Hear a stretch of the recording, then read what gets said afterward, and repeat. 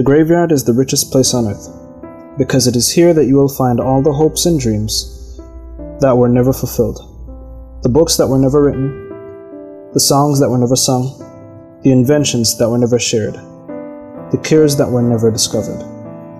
This is a quote by Les Brown, referring to people not following their dreams, but I feel it's still applicable. Sometimes people have ideas they're never willing to follow through with, for various reasons, and one is that people aren't sure how to protect their work. Today we'll briefly be going over copyright, trademarks, patents, and geographic indication. Hi, my name is Ralph. Ideas and concepts have been part of our lives since birth, and in the world we live today, some people know that an idea can even make you rich. In some cases, people have had their ideas stolen, and so some people begun to keep them to themselves. This is where intellectual property rights come in. This concept dates all the way back to the 17th century. In 1624, the Statute of Monopolies was created, which is considered the grandfather of patent law. And in 1710, the Statute of Anne, which is considered the basis for copyright that we now know. Today I'm going to take you through the different types of rights you have as an originator. And an originator is simply a person who creates or starts something. First, let's talk about copyright. This is the exclusive and assignable legal right given to the originator for a fixed number of years to print, publish, perform, film, or record literary, artistic, or musical material. This covers pretty much anything that can be used to make money off your ideas, and covers all mediums such as literature, audio, TV, film, and even theatrical performances. So at this point, it's necessary to state that once you've created a tangible work, it's automatically copyrighted. So you don't need to go back and forth with the copyright agency every time you create something. But this does mean that there has to be a physical manifestation of your work. So ideas that you might have, such as concept for a character, a new show that you thought might be cool, these don't count until you put it to paper. Once you have a tangible work, it can be brought to a copyright agency, and you will have an official copyright license for your work once it meets the criteria of an original piece of work. This license lasts for 95 years after the death of the originator. Now let's move on to trademark, shall we? A trademark is a recognizable sign, design, or expression which identifies products or services of a particular source from those of others. For example, the logos for Pepsi and Coca-Cola are different even though they're both soda companies. Any of you know of any infamous trademark cases? No? Okay, smarty pants, walk with me. You know what I mean. My research on the internet has provided me some information for a case between Cadbury and Nestle. Apparently, Cadbury had been trying for 5 years to trademark a specific color of purple known as Pantone 2635C, in which they used in their wrappings. I mean, come on, trademarking colors? Anyways, carrying on. The rivals for Cadbury, the producer of our delicious and energizing national drink Milo, got their friends and, well, not friends, but lawyers, and tried to overturn the case. Well, tried and succeeded.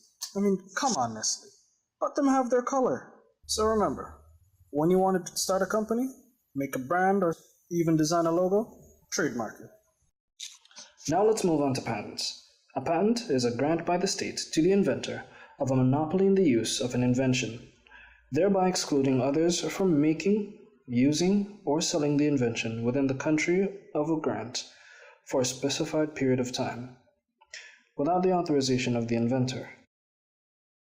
The inventor must in turn fully describe the invention. The disclosure of the invention allows others to work the invention at the end of the protection period and also assists in the spreading of technological information. Now, what's a patent? A patent, as described by the Patent Act of 1857, is any new and useful process, machines, manufacture, or composition of matters or any new and useful improvement thereof. Now, this means that there are things that you can't patent. These would include, or some of the things would include, scientific principles, schemes, obviously weapons, business methods, programs for computers, methods of doing business, methods for performing mental acts and mathematical algorithms or formulas, and naturally occurring things, just to name a few. Now, patents can last up to 14 years once the patent is granted, and once that 14 years is up, then it is open to the public market. Next, we'll be moving on to geographical indication. A geographical indication, or GI, is a sign used on products that have a specific geographical origin or possess qualities or reputation that are due to that origin. In order to function as a GI, geographic indication, a sign must identify a product as originating in a given place.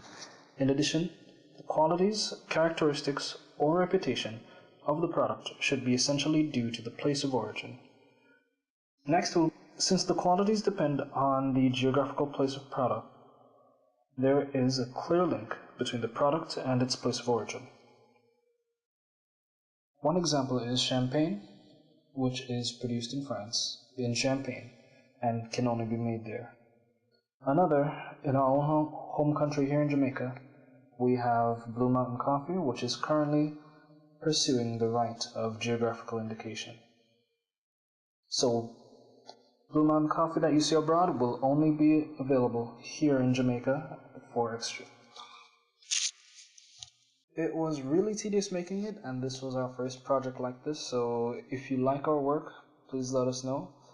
Send us a message on Facebook, WhatsApp, any social media that you happen to see us, and let us know how we can improve, what you liked about it, what you learned, and just pass it around, let people know how they can protect themselves.